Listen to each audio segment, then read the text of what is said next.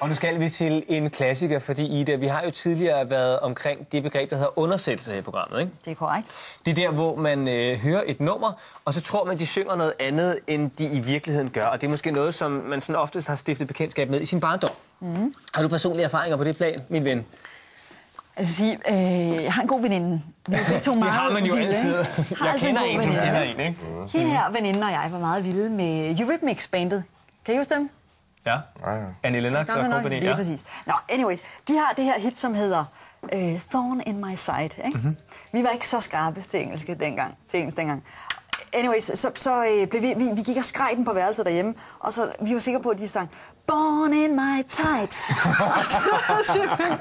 Det er til min mor, da jeg kom ind til og sagde, hvad er det, I synger, piger? I er fuldstændig galt afmarcheret. Det er godt, fordi så er du allerede sporet ind på den her quiz, vi skal til nu. Jeg har nemlig lavet en lille quiz til jer, fordi jeg sad på tidsfordrivets motorvej i går YouTube, og så fandt jeg altså nogle klassikere, som var lidt gået i glemmebogen, men nu skal de lives op igen.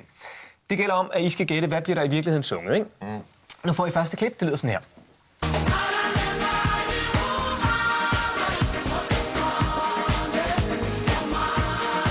Ja. Godt. Det er din, Peter. Jamen, jeg har... Der er overhovedet ikke noget bud. Super fint. Men så prøv her. Bud i det. Nej, det har jeg faktisk ikke. Så prøv at kigge her, og lyt med.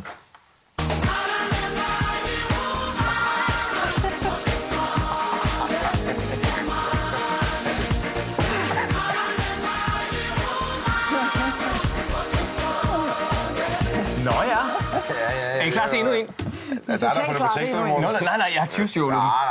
Nå, vi tager et til. Kom her. Det er en klassiker, vil jeg sige. Ja. Det var en dødssyg fest, og nu er vi bort. Ja. Close but no cigar. Prøv at se her.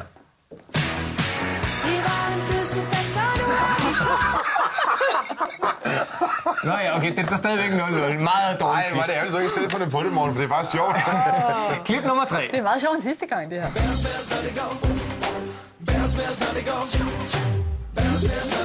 Fordi det er Nick Jay. Er det det? Bagerst er vi sat i gang, eller noget af den dur. Du har du ikke engang lavet en vejrudsigt som Nick Jay? Ja, det var den stil, men jeg er faktisk helt væk der også. Okay, så prøv at se her. Men det ser også selv, at jeg gætter det.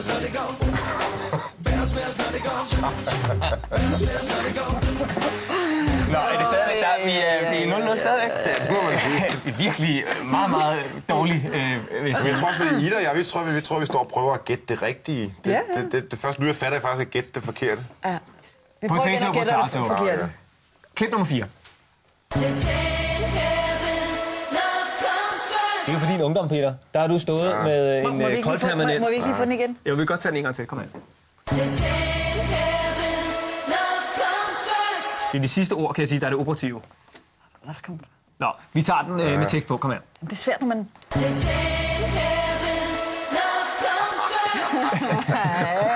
er I klar til den sidste? Ja, vi er. Det er godt. Nå, vi lytter bare lige her, uden tekst. Jeg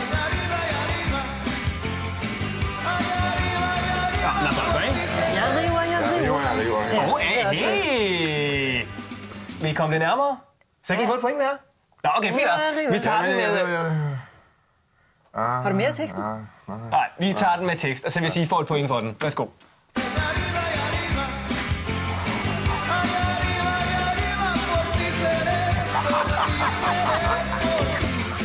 Ja, men det var uafgjort, og det betyder jo, at vi kan følge op med endnu en quiz. Bare lige sige, det her det var 100% Morten Ræsens quiz. Fra lægger os absolut hvert ansvar. Og så ledes op, hvor du godmorgen. Godmorgen.